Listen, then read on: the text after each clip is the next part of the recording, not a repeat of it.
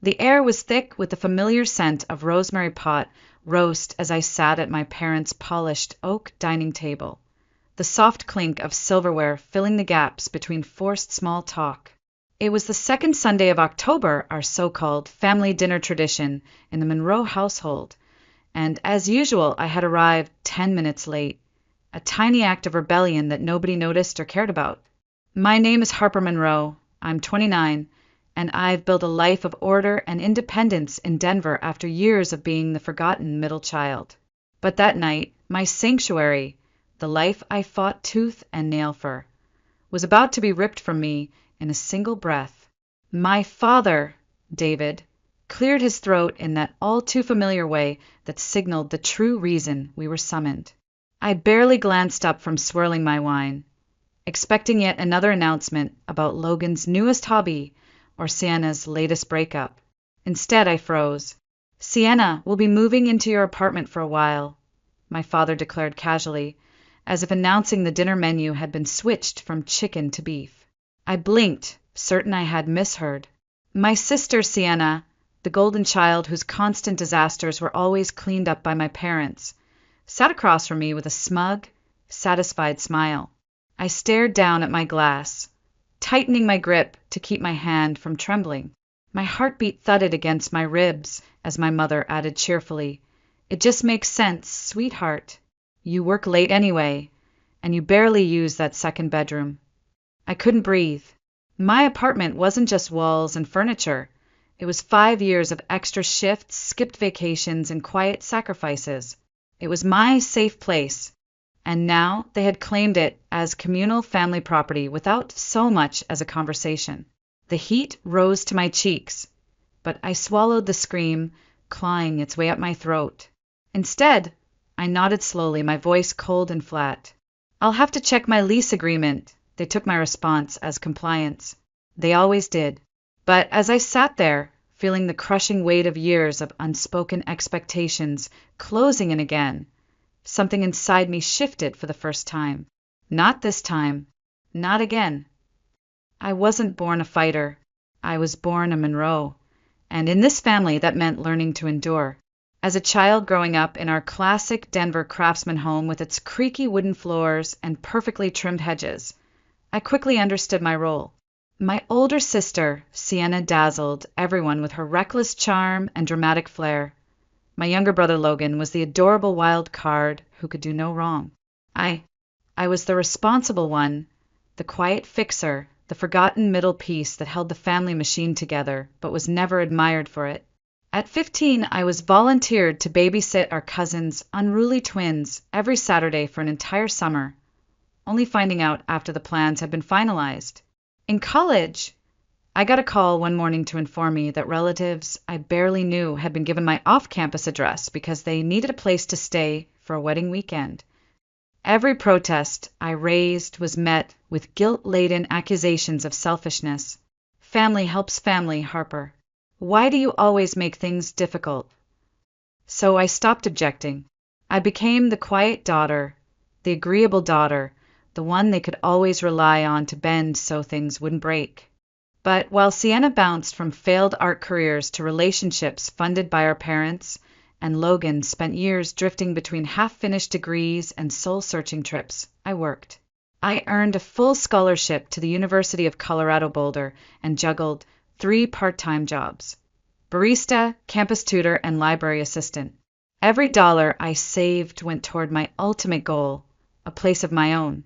When I signed the lease to my downtown Denver apartment in 2022, it was more than just renting an address. It was victory. My small 2-bedroom with exposed brick and golden morning light on the hardwood floors symbolized years of relentless hustle. My tiny office space, tucked next to the living room window, wasn't just an extra room. It was the beating heart of my independence, my dreams, and my work as an environmental consultant. But I was always the overlooked child. At family milestones, my accomplishments barely registered. When I graduated college summa cum laude, my parents offered a lukewarm, "That's nice." When Sienna's watercolor paintings were featured in a tiny coffee shop gallery, they threw her a catered party. In 2023, something inside me snapped. I walked into my first therapy session shaking, unsure of what to even say. I was 28 and exhausted. My therapist, kind and patient, gently taught me the hardest truth I had never been allowed to believe. Boundaries are not selfish. Boundaries are survival. I began small. I declined hosting Thanksgiving for the first time ever, politely citing my heavy workload. My mother's sharp, "Oh, so you can't even help your own family anymore," stung like a slap, but I stood firm. The guilt didn't crush me this time. I told myself these monthly family dinners would be my one concession, a way to stay connected without sacrificing too much. I thought I had learned to manage it. I thought I had finally wrestled some control back from the endless current of obligation. I was wrong. That night, staring across the table at Sienna's smirk and my parents' expectant faces, I realized they hadn't noticed a thing had changed. They still believed I would fold as I always had. The apartment I had clawed and scraped to build for myself. They viewed it as community property, just another extension of their control. But something felt different this time. A quiet steeliness settled in my chest. I pushed my chair back and excused myself to the kitchen under the pretense of refilling my glass. As I stood alone, staring at the vintage clock ticking on the wall, I whispered the words I had barely dared to believe. Not this time. The sun had dipped below the jagged skyline of downtown Denver as I pulled up to my parents' house that evening, deliberately arriving 10 minutes late. It was a small rebellion, but the only one I could safely allow myself, or so I had thought. The front porch light flickered against the crisp October air as my father greeted me with a brisk side hug and his usual grumble about traffic. Inside, the house smelled exactly the same as it had every family dinner for the last 20 years. Pot roast, green beans drowning in butter, and my mother's lemon squares waiting on the sideboard. Sienna was already there, sprawled luxuriously across the living room couch, her expensive designer boots disrespectfully propped on our mother's antique coffee table. My stomach twisted. I couldn't imagine ever getting away with that. I walked in and smiled politely. Logan arrived 20 minutes later, earning only warm laughter, and "We were about to start without you," from Mom. My lateness had been an offense. His, an endearing quirk. Dinner began the way it always did. Dad dominating conversation with sweeping declarations about politics and business. Mom interjecting with questions about our week that were barely veiled segues into her own neighborhood gossip. I gave my rehearsed, sanitized update about my latest environmental project. No one really listened. Then it happened. Dad cleared his throat, the family signal that the real conversation was about to begin. I knew before he even opened his mouth that whatever came next would somehow upend my carefully maintained peace. "Sienna has some news," he announced, as though he were introducing a presidential press conference. Sienna barely looked up from scrolling her phone under the table. With a practiced flick of her hair, she sighed dramatically. "Jason and I broke up," she said flatly, naming her boyfriend of 8 months, the one who spent our last barbecue lecturing me about Bitcoin mining. Now he's being a total jerk about the apartment lease. My mother gasped in sympathy, reaching across the table to squeeze Sienna's hand as if the world itself had turned against her precious daughter. "It's just awful, darling. You shouldn't have to deal with this stress on top of everything else." I nodded automatically, the way I always had, while calculating exactly how much longer I needed to stay before I could leave. "So," my father continued, cutting into his roast with surgical precision, "we've worked it out. Sienna will move into your place while she gets back on her feet." The words struck like a punch to my chest. I stared down at my plate as though the food could anchor me to reality. Surely I had misunderstood, but my mother beamed at me, her voice breezy. "It makes perfect sense, sweetheart. You're hardly ever home. You work late at the office. You're traveling all the time anyway. It'll just be for a few months while Sienna finds a new place." I couldn't move. I couldn't speak. The familiar tightness wrapped around my chest like barbed wire. This wasn't a suggestion. This was an order dressed up as family support. "I actually use my office," I said carefully, each word weighed like a grenade I was trying not to detonate. "I've been taking on freelance projects. I need a dedicated space." Sienna scoffed loudly. "You can work at the kitchen table. I did that in college." The irony burned. Sienna's art degree had taken her 5.5 years to finish, fully funded by my parents, interrupted by multiple mental health breaks, shopping sprees, and self-discovery retreats. My practical degree had been crammed into 4 exhausting years of classes, work, and survival. "It's just temporary," Dad added firmly, mistaking my stunned silence for reluctant agreement. Family helps family. Mom was already scrolling through her phone. "We can move her things next Saturday. Your building has visitor parking, right?" I stared at them. They had already planned everything. My weekend, my space, my life. Without asking. Without even pretending I had a say. Across the table, Logan caught my eye for a split second before looking away, unwilling to step into the minefield. I stood at a familiar crossroads, speak up and face the tidal wave of collective disappointment, guilt, and manipulation, or surrender as I always had. But this time, something cold and clear settled inside me. "I'll need to check my lease about long-term guests," I said neutrally. Mom waved dismissively. "That's just a formality. They can't stop you from helping your sister." I nodded again, letting them believe my agreement was assured. Inside, a different plan was already taking shape. My quiet that night wasn't surrender. It was strategic retreat. As I helped clear the dishes, mapping out my next steps, I realized something profound. Acquiescence was no longer an option I could live with. The drive home that night felt different. Denver's skyline glowed faintly against the ink-black sky as I gripped the steering wheel tighter than necessary. My mind replayed the dinner conversation over and over, every word cementing the decision that had begun to form in my chest. I would not give in this time. I pulled into the underground parking garage of my apartment building, turned off the ignition, and sat for several minutes, staring at nothing. I had been conditioned to comply, to avoid confrontation at any cost. But something about tonight, the final invasion of my last safe space, had pushed me past that limit. Inside my apartment, I walked slowly from room to room, running my hand over the smooth edges of my desk, the couch I had saved 6 months for, the bookshelf lined with paperbacks I'd collected since college. My tiny home office, the spare room they so casually dismissed, wasn't just a room.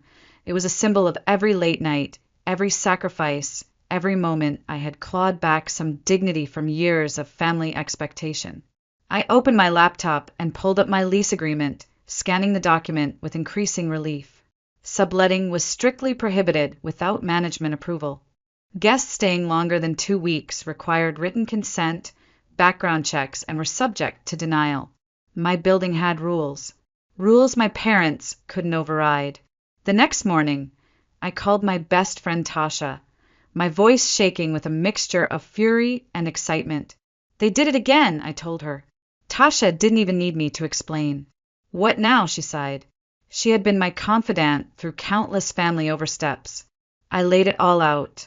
The plan to move Sienna into my home, the complete disregard for my boundaries, the expectation that I would quietly comply.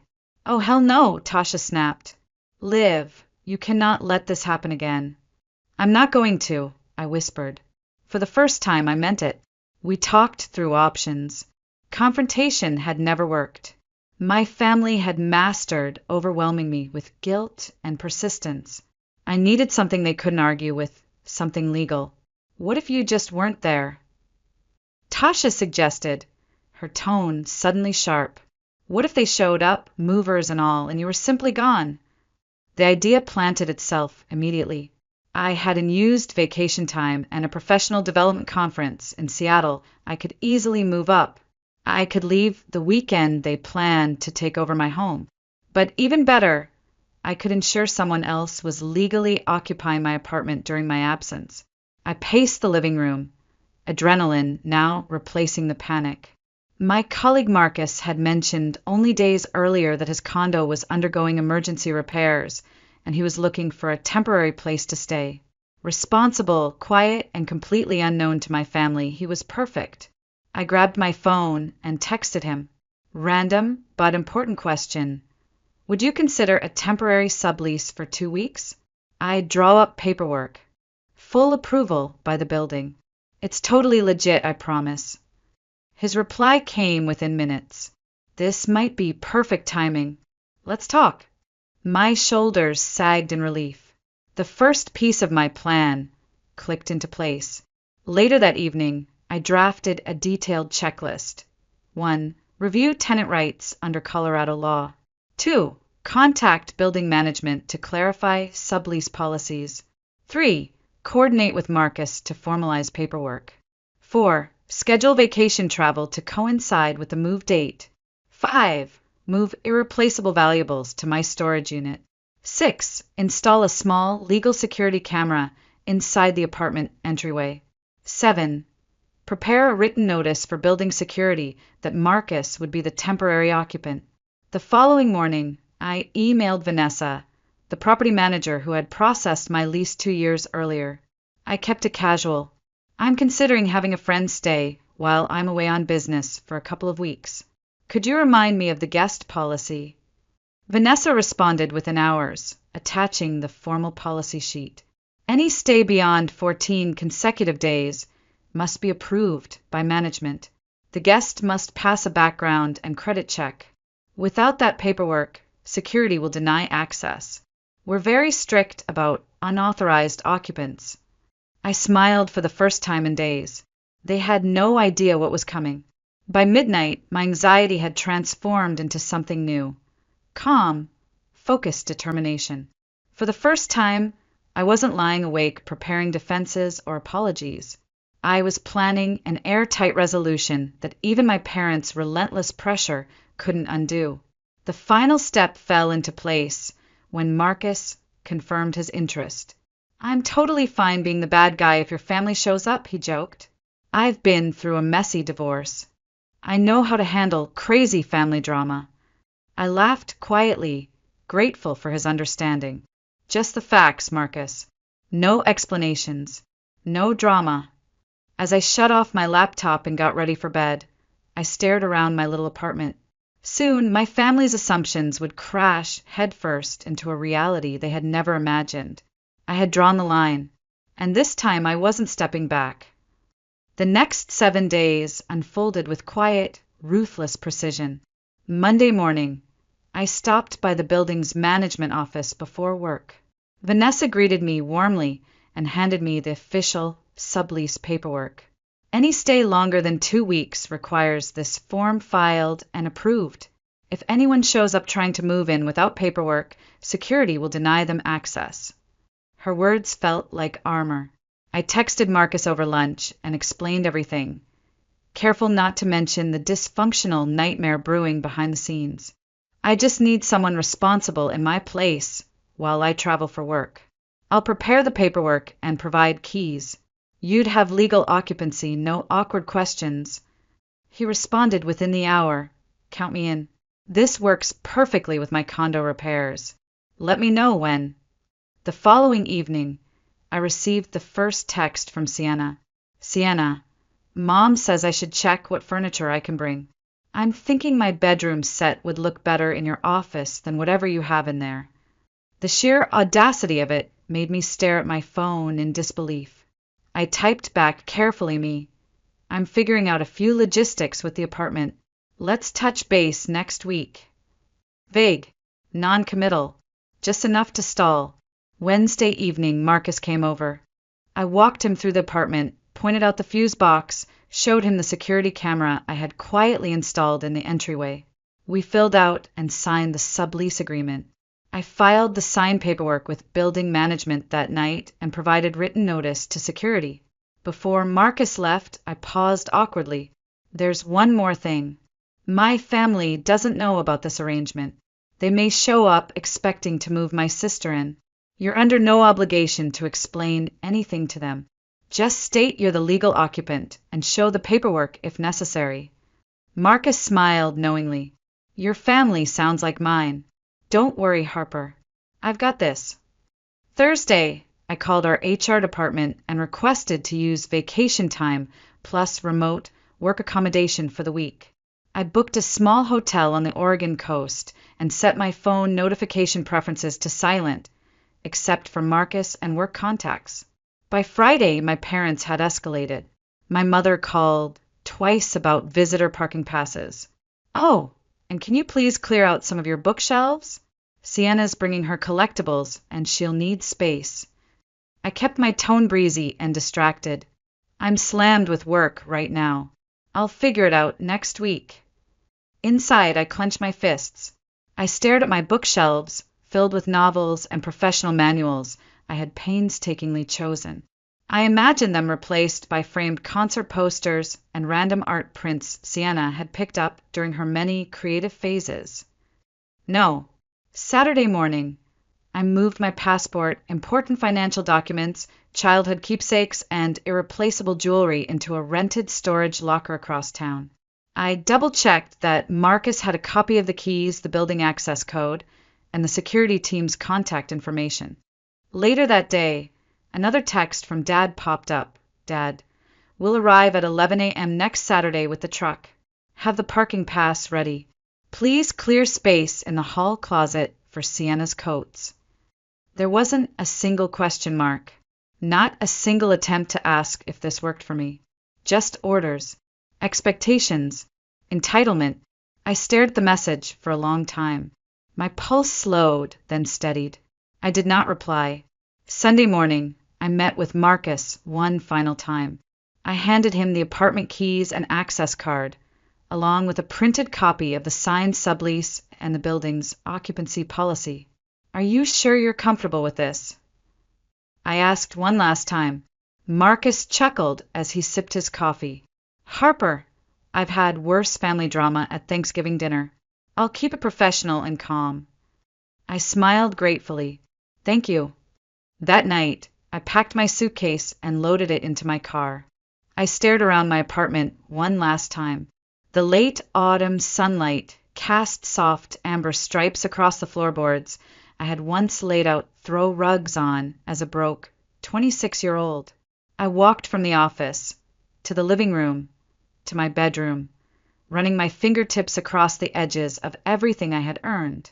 Tomorrow my family would arrive with boxes, movers, and assumptions, and they would find nothing waiting for them but reality. I whispered aloud, this time I choose me. Then I locked the door behind me. The next morning, I woke to the soft patter of Oregon rain tapping against the window of my cozy coastal hotel room.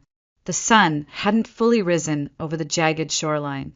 I stretched, walked to the window, and stared at the waves crashing onto the dark rocks. My phone rested face down on the nightstand, notifications silenced. For the first time in years, I felt calm. At 7:30 a.m., the first ping came from my security app. I flipped the phone over and tapped the live feed. My mother stood at my apartment door, her raincoat cinched tight against the cold Denver wind, repeatedly pressing the doorbell. My father pounded on the door with his fist, his jaw clenched in frustration. Sienna stood behind them with crossed arms, dramatically rolling her eyes as if she were the true victim in this scenario. I sipped my coffee, watching in silence. The text started rolling in. 8:15 a.m. Sienna. Where are you? We need the parking pass. 8:37 a.m. Mom. Call me. Now. 8:52 a.m. Dad. This is ridiculous. We're almost there. 9 a.m. Sienna. Dad borrowed Uncle Steve's truck for my dresser. Be ready to open up. I ignored every single one. At 11:03 a.m. sharp, the cameras show my parents and Sienna back at the door, movers lingering awkwardly behind them with dollies and boxes wrapped in shrink wrap. My father's face darkened with anger as he knocked harder, then tried the handle. Locked. They left the screen momentarily. I guess they had gone to plead with building security. The camera feed resumed 10 minutes later, showing a uniformed security officer calmly speaking with them in the hallway.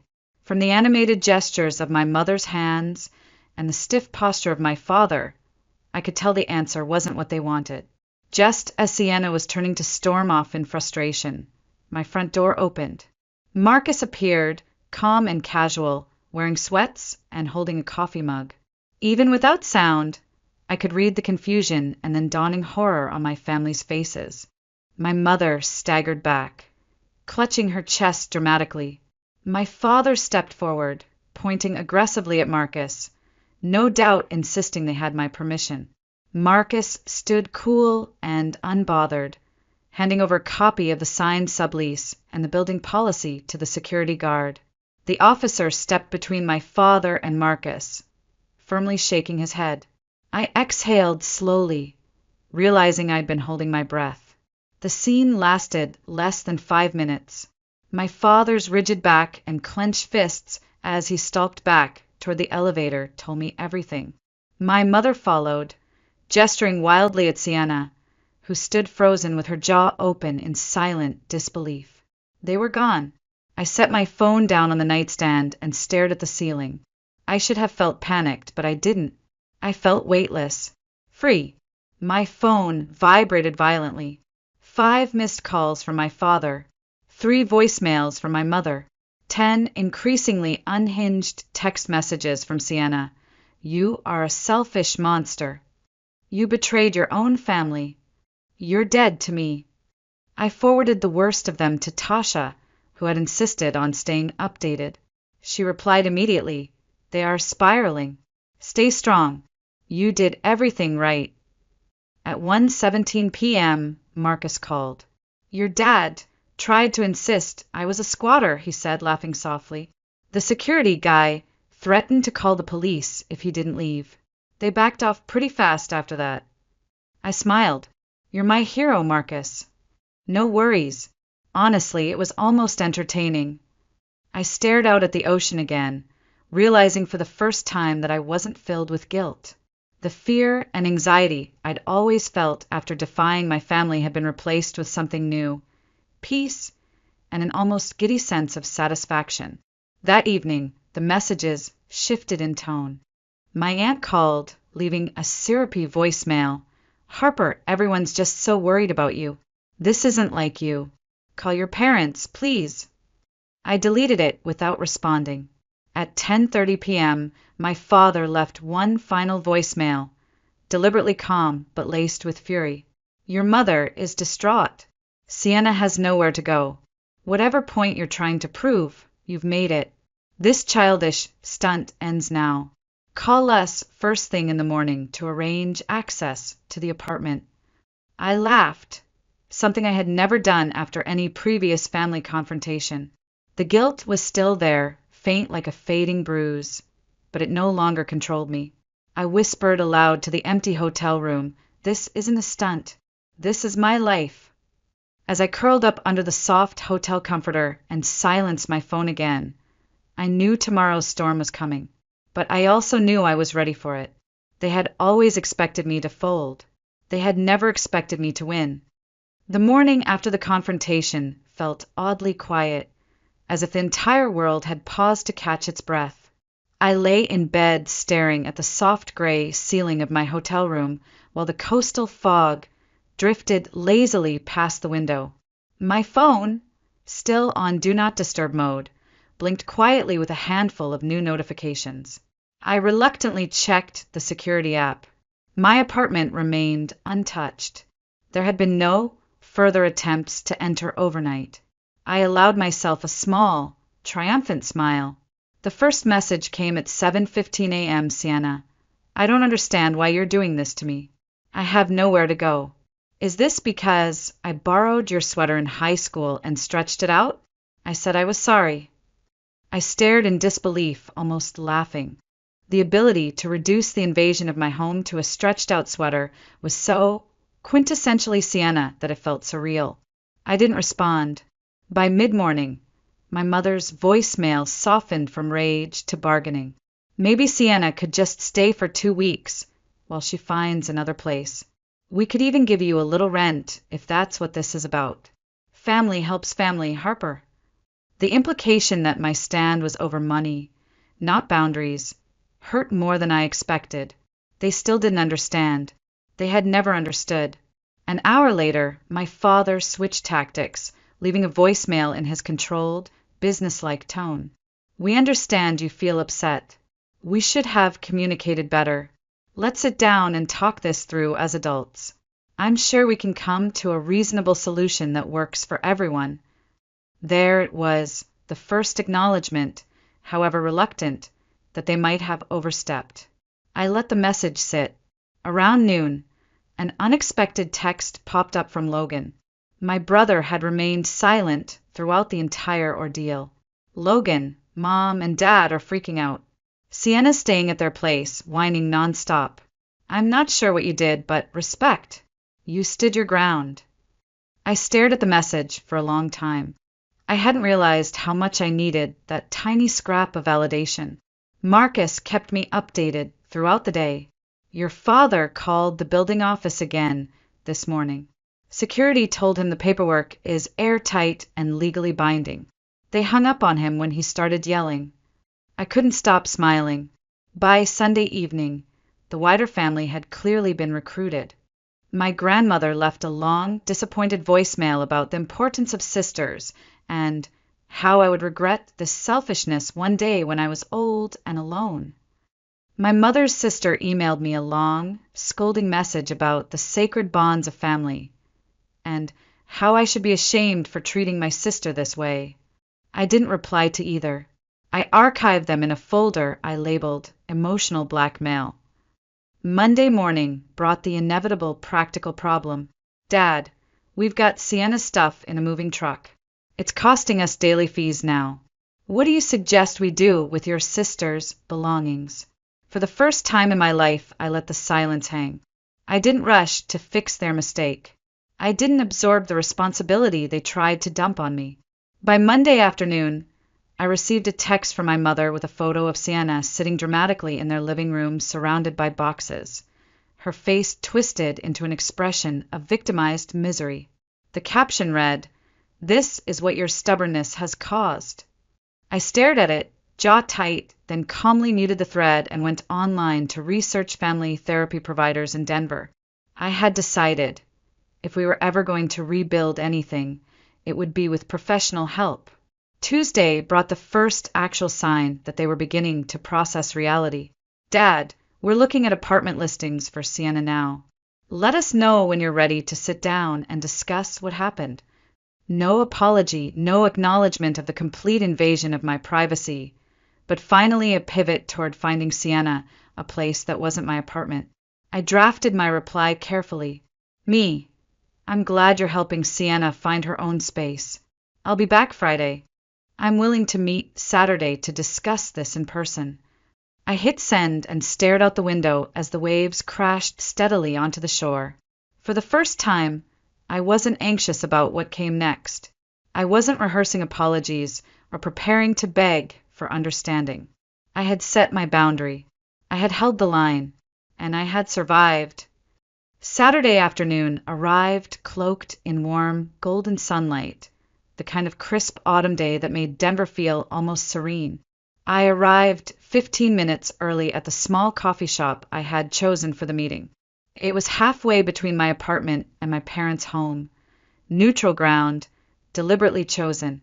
I ordered a cappuccino and took a seat at a corner table with a full view of the entrance.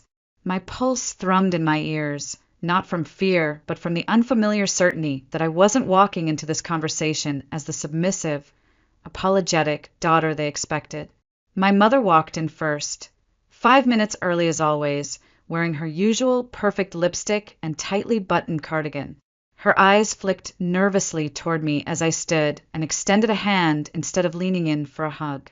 The gesture startled her slightly, but she recovered quickly and sat down across from me.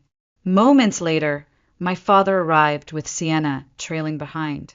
Dad's mouth was set in his familiar stern expression, the one that signaled, "This is going to be a difficult conversation." Sienna wore no makeup for once, her tired red-rimmed eyes betraying either lack of sleep or tears or both. We sat in stiff silence as I took a slow sip of coffee. My father broke first. "Harper, I think you owe us all an explanation for what happened last weekend." I exhaled steadily, already expecting this framing. "I think we need to talk about why you made plans for my home without asking me first." The directness seemed to knock them off balance. My mother's eyebrows arched slightly as Dad's jaw tightened. "We were trying to help your sister," Mom jumped in, her voice coated in practiced sweetness. "You have that extra room just sitting there. Sienna needed a place. Family helps family." I stared at them calmly. I understand Sienna needed help, but deciding she would move into my home without so much as a phone call or discussion wasn't help. That was a violation of my boundaries and my independence. My father leaned forward, frustration creeping into his voice. "Let's not overdramatize this. Invasion? Boundaries? We're talking about a temporary arrangement to support your sister, not a federal crime." There it was, the dismissive belittling I had anticipated. Only this time I was prepared. "Would you have made the same arrangement for Sienna to move into Logan's apartment without asking him first?" I asked softly. The silence that followed was deafening. Dad sat back slightly, stunned by the unexpected precision of my point. My mother's cheeks flushed. "That's different. Logan's situation isn't the same." "How?" I pressed, voice calm. "Because you respect Logan's space and decisions in a way you don't respect mine." Sienna shifted uncomfortably, fiddling with her cup. She looked genuinely confused, and suddenly I realized she had never questioned my parents' assumptions about me either.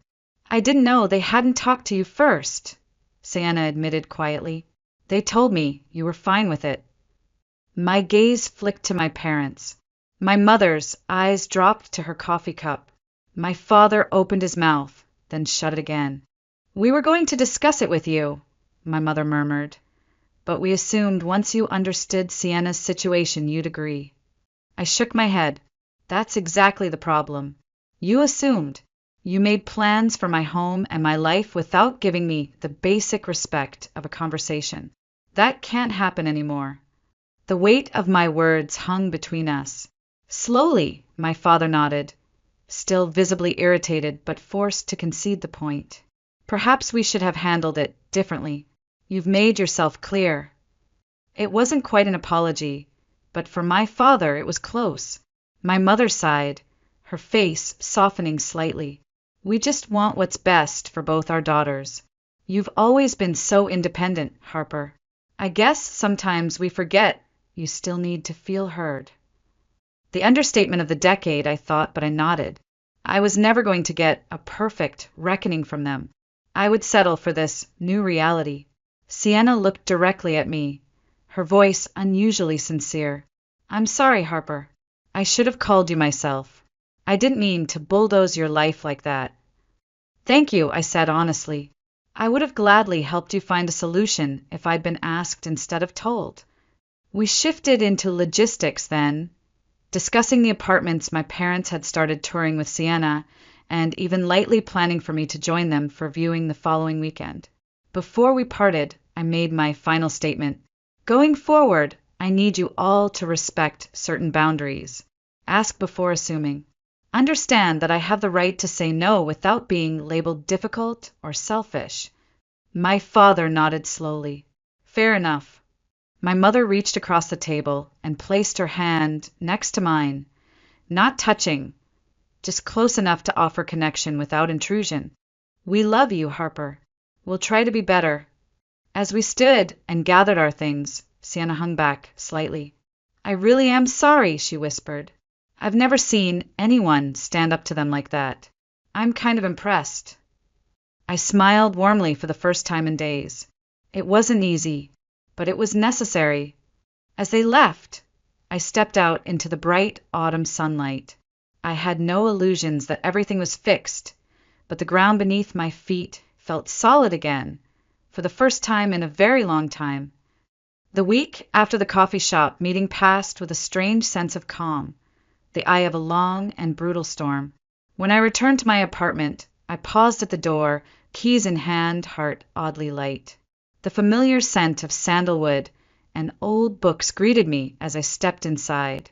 Every piece of furniture, every photo frame, every blanket was exactly where I had left it. Nothing had been touched. It felt like I had walked into the space for the first time. Only this time it was completely and unquestionably mine. I sat on the couch and stared at the bookshelf my father had so confidently suggested I clear out to make room for Sienna's belongings. I ran my hand slowly along the spines of the books I had carefully chosen over the years. Each one represented a moment, a memory, a choice I had made for myself. That simple act, touching what was mine and only mine, filled me with a quiet but overwhelming pride. My phone buzzed. This time it wasn't demands, accusations, or thinly veiled manipulations. It was my mother asking politely if I wanted to join the family for dinner next weekend. No pressure, no expectation, just a request. I responded with equal care. Thank you for inviting me. I'll let you know closer to the date. That alone felt like victory. Later that week, I met Sienna for lunch. Just the two of us. For the first time in years, it didn't feel like an obligation. She seemed different, quieter, more reflective, humbled perhaps by what had happened. As we picked at salads on the sunlit patio of a small cafe, she confessed, "They always made it sound like you were happy to help. I never even thought to question it. You were always the responsible one, the easy one, the one who never said no." I nodded slowly, realizing how deeply those narratives had been woven into both our lives. "I'm trying to be more independent," Sienna admitted. "Seeing you stand up to them made me realize I've let them run everything for me. I don't want that anymore." Her vulnerability surprised me. For the first time, I saw not the entitled golden child, but another daughter trying to step out from under the crushing weight of family expectations. The conversation marked a subtle shift. We talked about things we never had before, regrets, boundaries, and who we each wanted to be outside of the roles our parents had cast for us. A few days later, I helped Sienna move into her own small, one-bedroom apartment, a space she had chosen, negotiated for, and secured herself. As we carried in her final box, she looked around the bare walls and smiled faintly. "I've never done this without them before," she whispered. "I didn't think I could." "You can," I said firmly. "You just did." In that moment, standing in the middle of an empty apartment with my sister, I realized this wasn't just about protecting my boundaries. It had been the catalyst for change in all of us.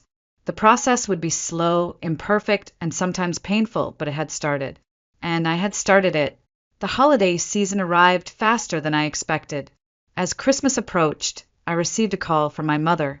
Her tone was noticeably softer, more tentative than it had ever been. "We're hosting Christmas dinner this year," she said. "Would you like to bring a side dish?" I paused, surprised at the careful way she framed the request. Not a demand, not an expectation, just a simple invitation. "I'd be happy to," I replied warmly. The evening was not perfect. Old patterns surfaced now and then. Small comments slipped out of habit.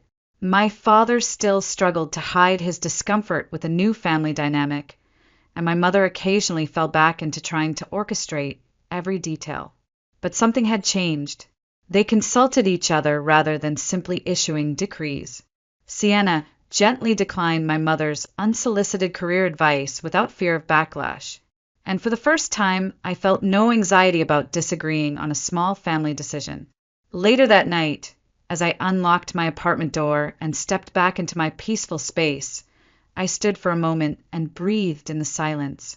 The walls, the soft lights, the smell of cedar from the candle burning on my kitchen counter, all of it felt different now. Not because the apartment itself had changed, but because I had changed. The confrontation I had once feared more than anything had given me something far greater than the temporary discomfort of family disapproval. It had given me the gift of my own voice. I understood now, fully and deeply, that love without respect is not love at all. That healthy relationships require both care and boundaries. That saying no, even when it feels like betrayal, can be the most loving act you do for yourself and others. As I sat on the couch under a soft blanket, sipping tea, I stared out at the quiet city lights beyond my window. For the first time in my life, I smiled knowing I had protected the most precious thing I had, my independence. I had said no, and in doing so, I had finally said yes to myself.